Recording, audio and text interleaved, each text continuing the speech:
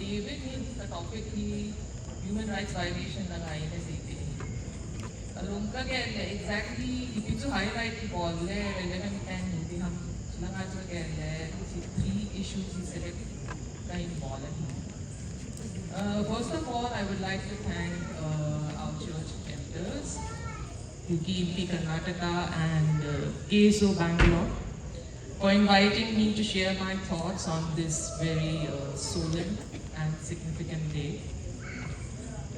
Remembrance Day ni Seiloaino Namdinga Nipo Tupita Ahe.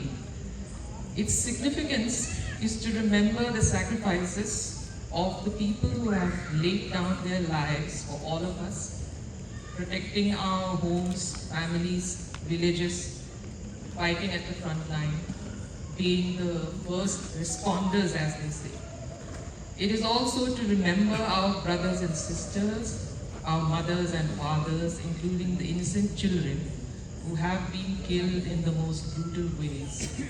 It is also to remind ourselves of the many violations faced by our sisters and mothers at the hands of radicalized mobs of both men and women in the valley.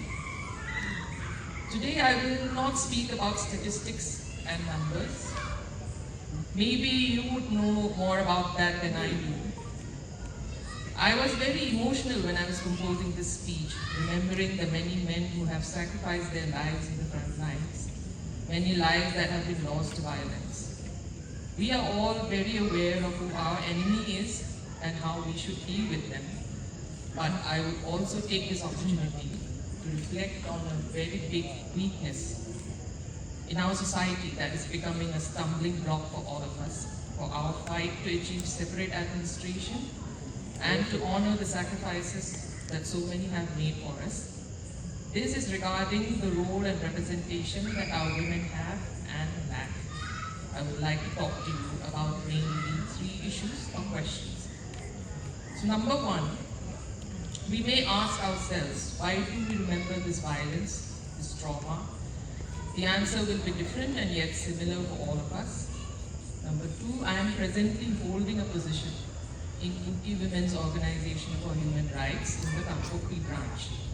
Holding this office also makes me deal more intimately with the violence that is visited on women in our community since this conflict has started on May 3rd, 2023.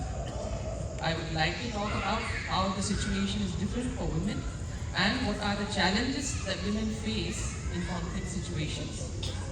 Number three, it has also made me think about how we as a society deal with women's rights. So these are three loaded questions or issues, and I will get right away to the point. Number one, why we remember pain and suffering.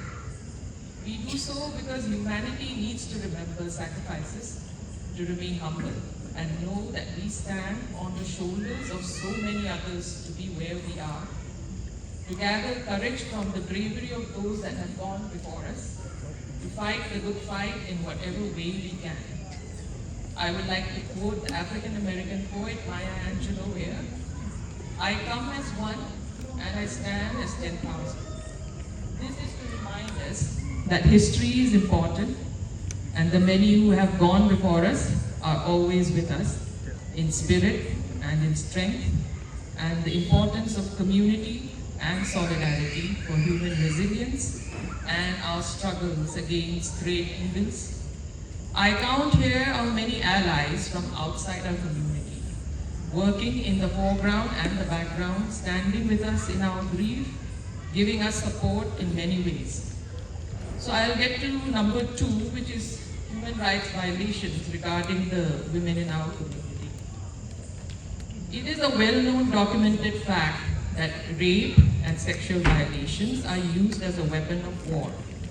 This instrument has been used against our community as well in this present conflict by radicalized Meitei groups and mobs.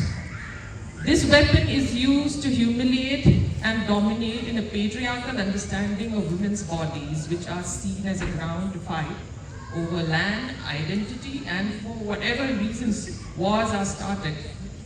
Despite these atrocities on our women, our mothers and sisters in villages and towns, they still go to the front line and deal with the central forces.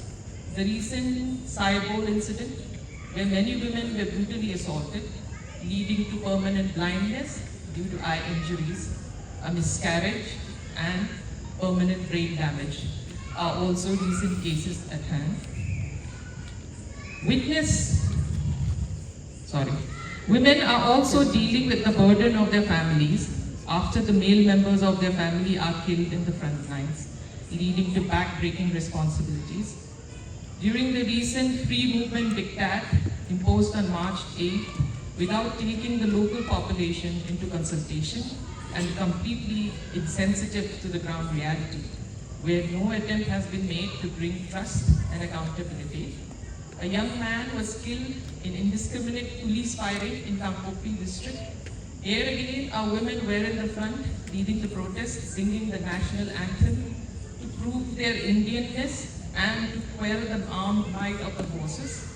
Our women always stand shoulder to shoulder with the men in our community, whether it's in the front lines, in the protest marches, or in sharing the financial responsibilities at home.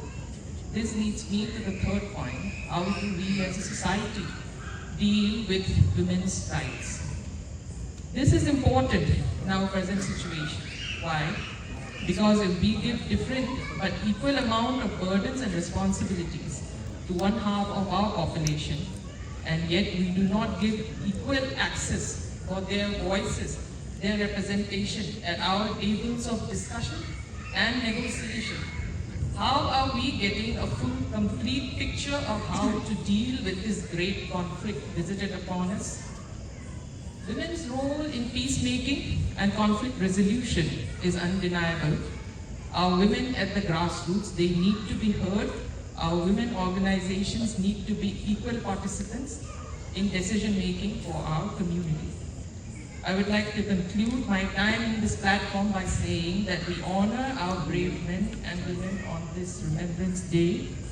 May we live up to their sacrifices by doing what is best for our community. Gamlin Amdinga, thank you.